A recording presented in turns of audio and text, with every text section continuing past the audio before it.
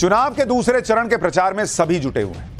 दूसरे चरण में 26 अप्रैल यानी शुक्रवार को 87 सीटों पर वोटिंग होगी और यह चुनाव का वो चरण है जहां से 2024 के चुनाव में बीजेपी की असली ताकत दिखनी शुरू होगी, क्योंकि दूसरे चरण की जो 87 सीटें हैं उनमें 2019 के चुनाव में बीजेपी और उसके सहयोगियों ने 62 सीटें यानी करीब 70% सीटें जीती थी।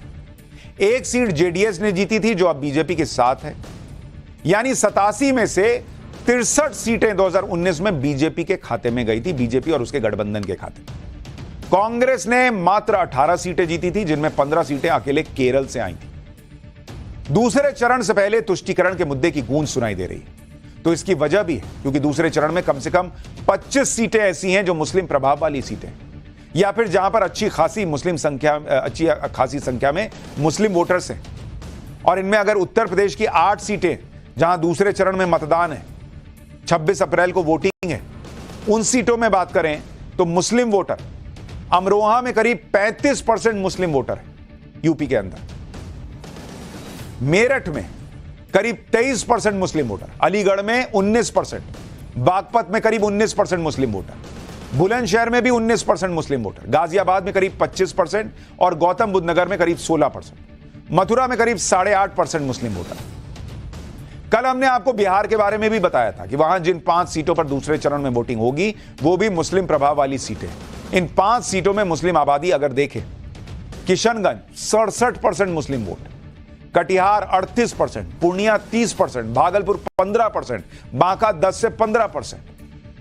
अब आप सोचिए, मुस्लिम बहुल इलाकों में या मुस्लिम वोटर बहुल इलाकों में वोटिंग होनी है और नरेंद्र मोदी सबके साथ की बात कर रहे हैं और जो खाली मुसलमान करते आए हैं उनको एक्सपोज कर रहे हैं। बड़ा रिस्क है कि हो सकता है एक तरफा वोट जो है वो चला जाए कांग्रेस की तरफ, लेकिन फिर भी नरेंद्र मोदी अड़े हुए हैं कि बॉस, इस देश में किसी धर्म विशेष की खाली बात नहीं होगी जब सबका विकास होगा। बिहार में मुस्लिम वोटों के चक्कर में ओवैसी भी पूरा जोर लगा रहे हैं। ओवैसी की पार्टी बिहार में 11 सीटों पर चुनाव लड़ रही है। खुद ओवैसी बिहार में प्रचार करने के लिए 2 दिन से जमे हुए हैं। आज ओवैसी ने किशनगंज में क्या कहा है, सुनिए। फिर राहुल गांधी की वायनाड सीट का क्या हाल है, जो दूसरे चरण की सीटों में से एक सीट है, वहां का हाल भी बताऊंगा। मगर ये बात आपको बताना बेहद जरूरी है कि मुल्क के हालात कैसे हैं। मुल्क में फिरका परस्ती तमाम हर तरफ फैला दी जा चुकी है। मुल्क में मुस्लिम अक़लियत के ताल्लुक से नफरत का माहौल पैदा कर दिया गया और इसका हालिया जिक्र अगर मैं कहूं तो आपके सामने करूं तो 2 दिन पहले हमारे मुल्क के वज़ीर आज़म प्रधानमंत्री ने अपने भाषण में क्या क्या बकवास बातें उन्होंने नहीं कही। उन्होंने ये कह दिया कि भारत का मुसलमान घुसपैठी है और मुसलमान ज्यादा बच्चे पैदा करते हैं। दूसरे चरण में राहुल गांधी की वायनाड सीट पर भी वोटिंग होगी। वायनाड लोकसभा सीट पर भी अच्छी खासी मुस्लिम आबादी। वैसे तो वायनाड जिले में 49.5% हिंदू, 21.5% ईसाई और 28.8% यानी करीब 29% मुसलमान हैं। लेकिन वायनाड लोकसभा में कोझिकोड और मल्लपुरम जिले के कुछ इलाके भी आते हैं। इनमें वायनाड में मल्लपुरम के 3 विधानसभा क्षेत्र हैं जिसमें 60 से 70% मुसलमान हैं। साथ ही कोझिकोड की जो विधानसभा वायनाड में आती है वहां 43% तक मुसलमान हैं। इन सबको मिला दिया जाए तो वायनाड एक मुस्लिम बहुल लोकसभा सीट बन जाती है। वायनाड लोकसभा में मुस्लिम करीब 45.5%, ईसाई 12.5% और हिंदू 41.5%। राहुल गांधी के बारे में चर्चा है कि वायनाड सीट पर वोटिंग हो जाएगी तो उसके बाद अमेठी में उनके नाम का ऐलान कांग्रेस कर सकती है। ऐसी बातें चल रही हैं कि अमेठी में कांग्रेस ने अब तक कैंडिडेट के नाम का ऐलान इसीलिए नहीं किया क्योंकि उसे वायनाड में वोटिंग का इंतजार है।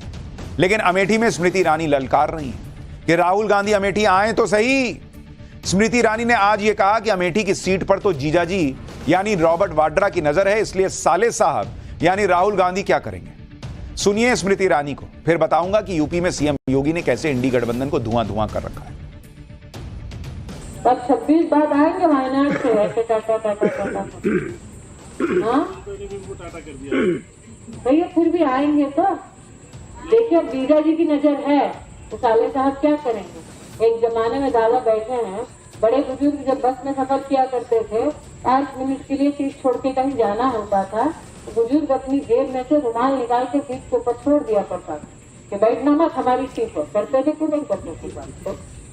तो राहुल गांधी भी रुमाल छोड़ने आएंगे, चिंता न कर, क्योंकि बीजेपी की नजर है। दरअसल अमेठी में 20 मई को वोटिंग होगी और नामांकन 26 अप्रैल से 3 मई के बीच हो जाएगा। बहुत चर्चा है कि राहुल गांधी 26 अप्रैल के बाद अमेठी से नामांकन भर देंगे। अब अगर राहुल गांधी अमेठी से चुनाव लड़ते हैं तो उनके सामने बड़ा चैलेंज होगा, क्योंकि अमेठी ही नहीं पूरे यूपी में योगी ठान चुके हैं कि 80 में से 80 सीटें लाकर देनी है नरेंद्र मोदी और पीएम मोदी को 2024 में 400 पार पहुंचाना है। सीएम योगी इस वक्त एक दिन में 3-3 रैलियां कर रहे हैं। आज हनुमान जयंती है तो सीएम योगी ने गोरखपुर में सुबह हनुमान जी की पूजा अर्चना की, फिर अपनी रैलियों के लिए निकल गए। गोरखपुर से सीधे सीएम योगी चुनावी रैली के लिए अमरोहा पहुंच गए। अमरोहा में गदा देकर सीएम योगी का स्वागत किया गया। सीएम योगी ने भी हाथ में गदा उठाई और पीएम मोदी को जिताने की अपील कर दी। पीएम मोदी की जीत का सीएम योगी ने हनुमान से क्या कनेक्शन जोड़ा, सुनिए एक बार, फिर बताऊंगा कि सीएम योगी ने अमरोहा से इंडी गठबंधन के कैंडिडेट को कैसे निशाने पर लिया। हनुमान जी के आराध्य प्रभु राम को अयोध्या में विराजमान कराने का काम भी मोदी जी ने किया है। तो बोलेंगे जो राम को लाए हैं, क्या बोलेंगे? जो राम को लाए हैं हम उनको लाएंगे, बोलेंगे ना? सभी सहमत है ना? और कमल खिलाएंगे ये भी बोलेंगे ना? सभी लोग सहमत हैं? अमरोहा की रैली में सीएम योगी ने इस सीट से मौजूदा सांसद दानिश अली को भी निशाने पर लिया। सीएम योगी ने कहा कि जिसको अमरोहा के लोगों ने पिछली बार सांसद बनाकर भेजा था, उसने संसद में भारत माता की जय बोलने से मना कर दिया था। सीएम योगी ने इस बार चुनाव में भारत माता की जय नहीं बोलने वाले सांसद को सबक सिखाने की अपील की। सुनिए एक बार, फिर बताऊंगा कि सीएम योगी ने कांग्रेस पर क्या हमला किया है। जो भारत माता की जय न बोल सके, क्या उसको वोट जाना चाहिए? क्या रहेंगे भारत में, खाएंगे भारत में और भारत माता की जय जयकार नहीं करेंगे? ये कैसे चल सकता है? क्या आप स्वीकार करेंगे? ये भारत के लोकतंत्र को कमजोर करने की साजिश का हिस्सा है, आपके संसाधनों पर डकैती डालने का हिस्सा है, आपकी सुरक्षा में सेंध लगाने की साजिश का हिस्सा है। अमरोहा के बाद सीएम योगी ने बागपत में चुनावी रैली की और इस रैली में सीएम योगी ने कांग्रेस के मैनिफेस्टो को निशाने पर लिया। सीएम योगी ने कहा कि कांग्रेस देश में तालिबानी शासन लागू करना चाहती है। सुनिए एक बार सीएम योगी को, फिर आपको टीवी वाले सीरियल वाले भगवान राम की चुनावी सीट पर सीएम योगी के रोड शो की झलक दिखाऊंगा। जब कांग्रेस के घोषणा पत्र को आप देखते हैं, दो बातें उन घोषणा पत्र में नजर आती हैं। एक, कांग्रेस कहती है कि हम व्यक्तिगत कानून को लागू करके सरिया कानून को लागू करवा देंगे। इसका मतलब बाबा साहब भीमराव अंबेडकर के द्वारा बनाए गए संविधान के लिए ये लोग खतरा पैदा करना चाहते हैं, यानी देश के संविधान को एक खतरे में डालना चाहते हैं, तालिबानी शासन लागू करना चाहते हैं। अमरोहा और बागपत में चुनावी रैली के बाद सीएम योगी मेरठ पहुंचे। मेरठ में सीएम योगी ने बीजेपी कैंडिडेट अरुण गोविल के समर्थन में रोड शो किया। सीएम योगी के रोड शो में लोगों की भारी भीड़ नजर आई। सड़क के दोनों तरफ खड़े लोग सीएम योगी की एक झलक पाने के लिए बेताब दिख रहे थे। पूरे रोड शो के दौरान लोगों की भीड़ सीएम योगी पर फूल बरसाती रही।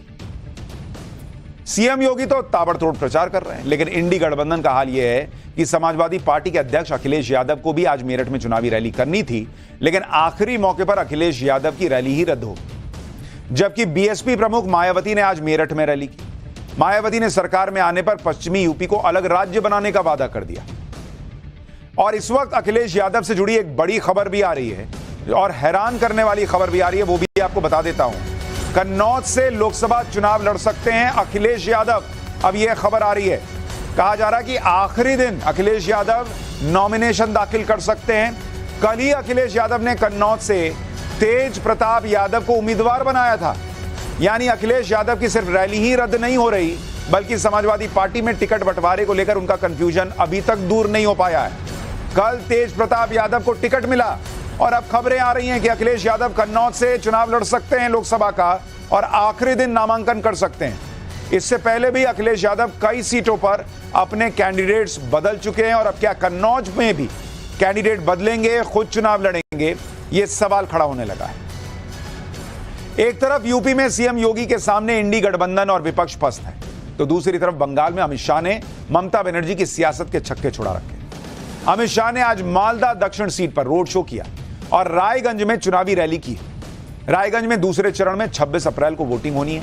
रायगंज की रैली में अमित शाह ने सीएए को लेकर ममता बनर्जी की राजनीति को निशाने पर लिया और आरोप लगाया कि ममता बनर्जी एक तरफ घुसपैठ करा रही हैं और दूसरी तरफ शरणार्थियों को नागरिकता देने का विरोध करती हैं। अमित शाह को सुनिए एक बार। ये ममता दीदी विरोध कर रही है। मैं ममता दीदी को पूछने आया हूं, बांग्लादेश से आए हुए हिंदू बौद्ध शरणार्थियों को नागरिकता मिले, उसमें आपको क्या तकलीफ है? क्या तकलीफ है?